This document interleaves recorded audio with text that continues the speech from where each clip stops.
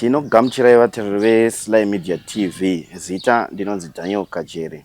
Nhasi tiri kuZvimba District kudunhu raMwenda Mary Chief Chirau, tichifamba nechirongwa chedu chamunoziva chinonzi The Verdict is Yours.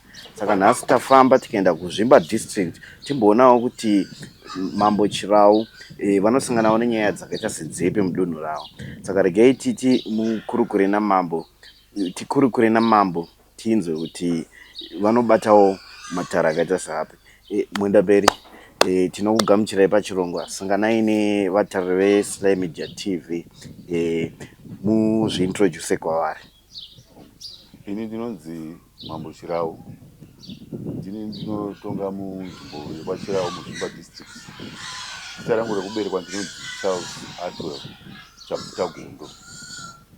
Ndakaberekerwa muno maChirau. Machirau muno tinosangana nenyaya dzakasiyana siyana.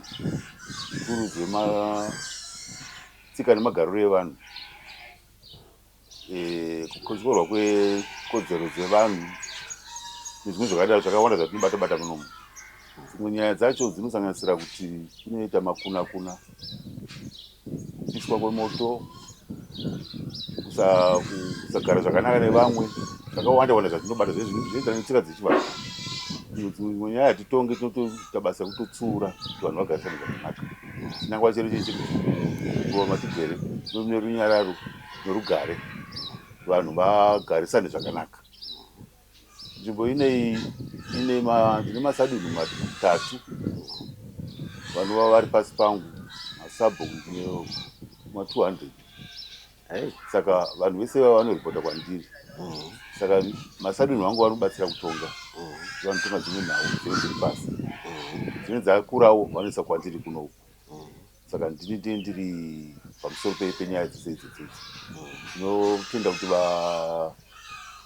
vandinoshanda navo vese vanoshandika navo ende vanoteerera nyaya dzetsika nemagariro.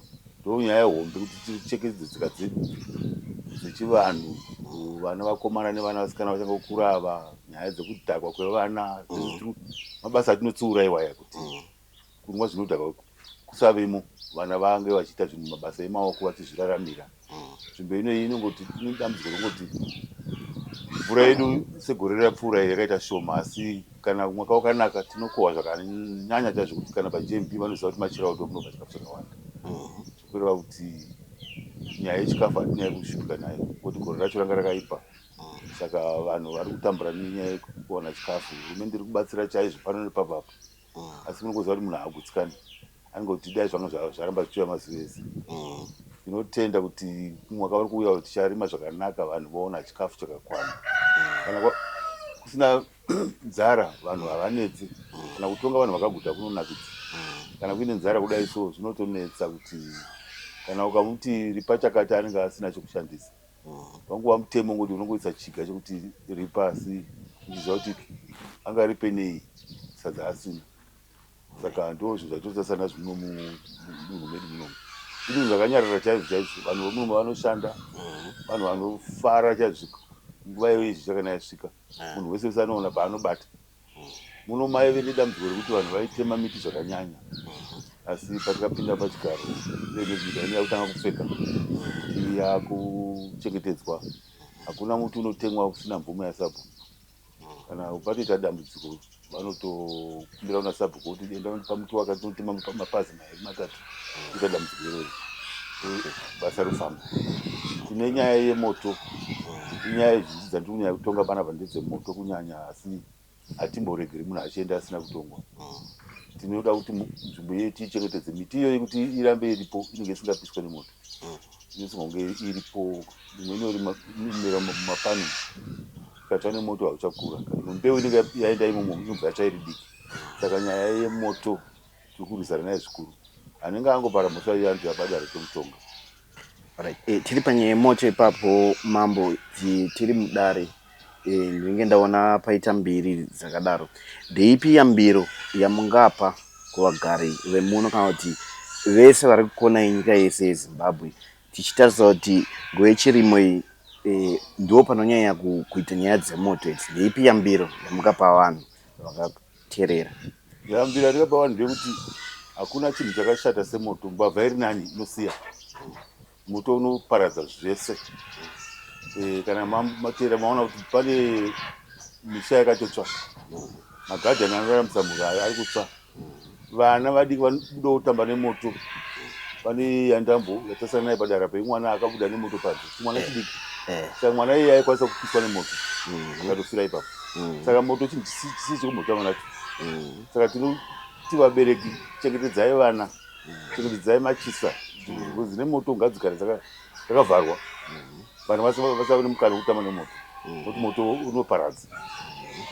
Uyezve vanomisha umu, rimai makatendedza misha yenyu, paite something like fire guard, zvinobatsira kuti moto ukauya musipo unowana paunogumira. Vanhu vari kusara kutambura zvokudya, zvokupfeka, zvizvo zvaparara zvese nemoto.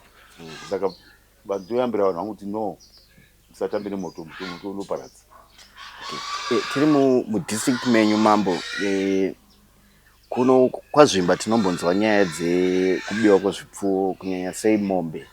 Handizivi kuti mudunhu menyu munomu nyaya yestock theft yakamirawo sei? Muno mombe dziri kubiwa, dziri kubiwa zvakanyanya. Vari kuuya vanhu vanongofuna mombe, vanotora mombe matanga vofuna, vosiya zvinhu zvese ipapo vatora stake chete. Saka tiri kukurudzira vanhu kuti mombe dzese ngadzirara mumatanga. Hakuna mombe kana chirimo chinechi, hakuna mombe inoraramisa mombe, ngadzirara mumatanga. Imwe pfungwa yanga itoti titogara pasi nevagari tione kuti taita matanga bhuku nebhuku rova nedangararo panogara vanhu vanenge vachigadha vecommunity iyoyo vachengeti. Nekuti pfuma yemutema kana pasina mombe hauna chauinacho. Chokwadi. Pfuma yemutema imombe.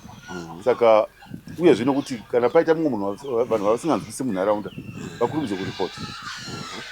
Tiri kusana nemapurisa kuti tirikute vana vakawanda vatrain kuita maneighborhood, kuitira kuti pave nenguva nepresence yemapurisa pese pese.